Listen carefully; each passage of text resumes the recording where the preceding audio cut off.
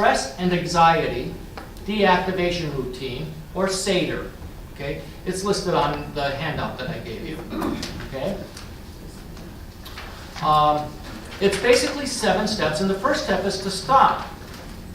But when we're stressed out, we can't remember to stop. One of the things that helps us to remember to use the rest of the routine is practice. But I give people, my clients, some reminders to help them. I have a red band on, and what it says is, don't worry. Okay? Red's very important, because when your eyes see this, see the color red, it draws your attention. Okay? It reminds you that you're supposed to do something, and now you've got on the words on here, don't worry.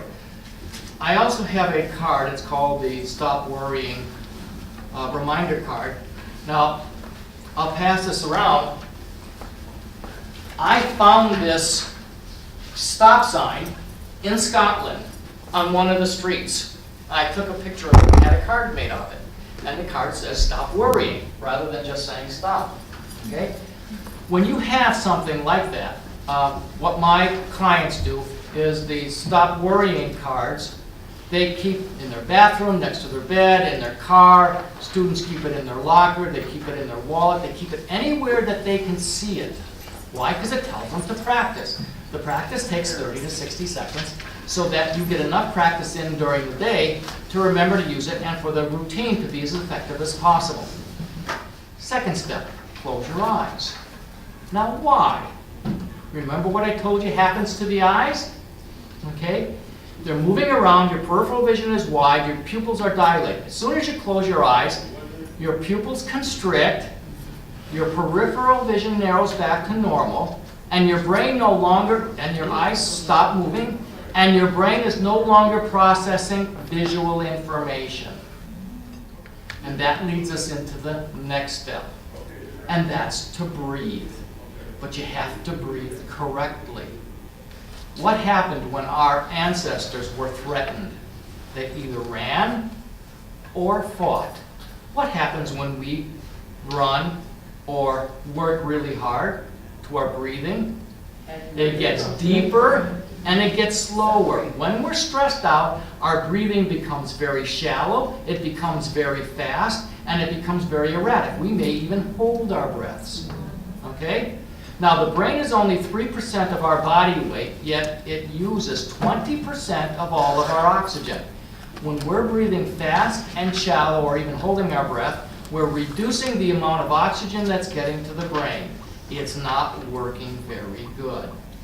Okay? Its productivity is dampened because we're not getting enough oxygen to it. The next thing we're going to do is we are going to relax our body.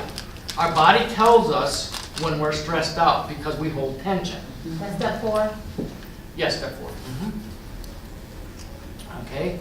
Now, I'm gonna go from head to toe, and we're gonna relax different body parts, and then when we do the routine, you're just gonna say the word relax. Now, every time that you relax a specific body part, I want you to say or think the word relax.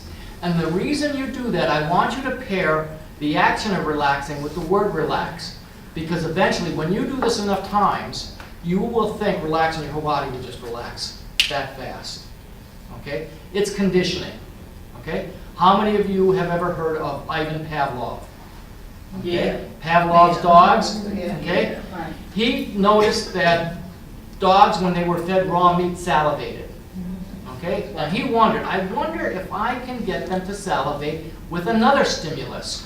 And everybody remembers ringing the bell, but he used a variety of different things. Okay? So whenever he gave them red meat, he rang the bell. Eventually he could ring the bell and they salivated. Well, you're conditioning your brain to do exactly the same thing. You're going to think relax and your body's going to relax. So an action paired with a thought, if done enough times, produces a conditioning effect that causes you to respond the same way those dogs did to ringing that bell. Okay? Your body's going to just relax. Okay? Here's the next one. Smile. Most of my clients say, what? You want me to do what? Are you nuts? How can I smile at a time like that? Well, guess what? What happens when you're happy? You smile, right? Okay?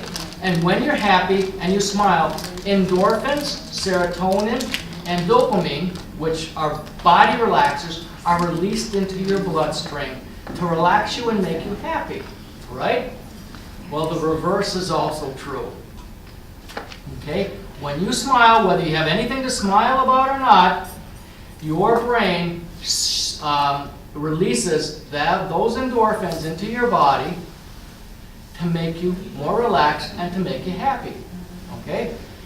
You're going to want to resist at first, okay? Because nobody wants, when you're stressed and angry and frustrated, nobody wants to smile.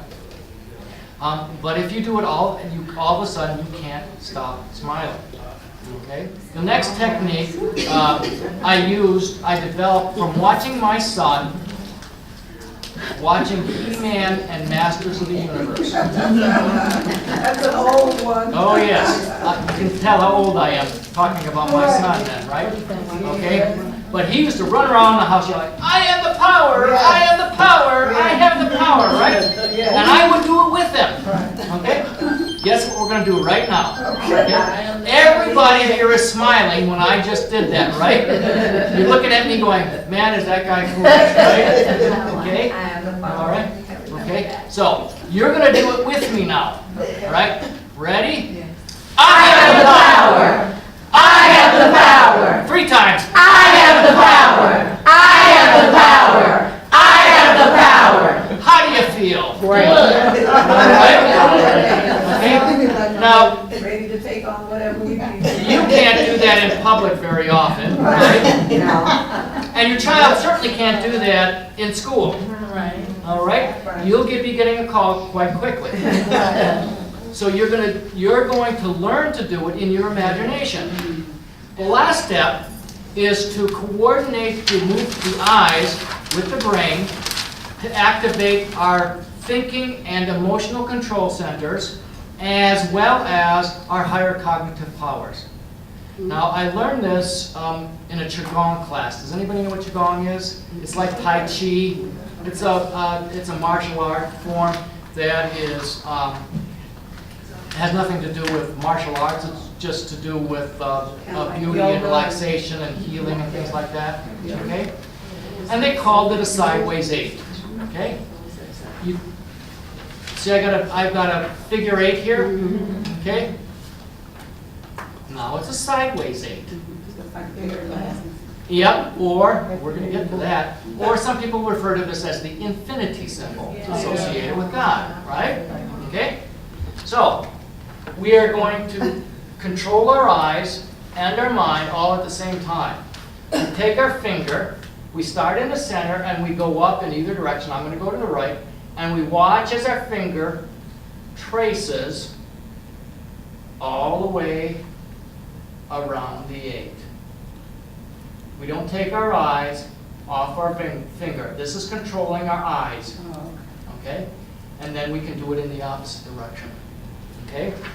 Now, this is a technique that was developed by Brain Gym, okay, that I found out. And Brain Gym is a physical kinesiology. Okay? And what it does is does the things that I told you. It coordinates the eyes, the movement of the eyes. Because your finger is moving around this 8 on the right side and on the left side, okay, you're activating both the left and right hemispheres of the brain. You know that your right brain controls the left side of your body, and your right brain controls your left brain controls the right side of the body. Well, the reverse process is also true. So if you're using the right side of your body, you're activating the left side of your brain. And if you're using the left side of your body, you're activating the right side of your brain. So if you're moving across your midline, okay, you are actually activating both sides of the mind. And the reason we go up to start with, that's to move the brain upward. Your higher cognitive functions are located higher in the brain. So if you need to use analysis, deductive or inductive reasoning, making inferences and things like that, you are actually getting those things activated. Once they finish the routine, they then ask the question, what is the task at hand? What do I need to focus on? If you're in school, it's the next question on the test, or a question that you can answer. If it's everyday life, it's what you're doing at that moment. And then you open your eyes and bring yourself back into the world. Now, the more you do it, the faster you'll be able to do it. Also, I have clients who will do it 60 times a day, months on end, every day. And within 3 months, they tell me that in the time it takes to close and open their eyes, they've completed the routine and their body does it instinctively. Okay? Right now, when you get stressed, your body goes into fight or flight. The next time you go into stress, not the next time, but with training, I want your body to react with this routine to relax you, to activate all of the powers that you have in your mind rather than pulling them out. If you do that enough times, you will react to stress this way instead of the way that you have in the past. What this is called is neuroplasticity.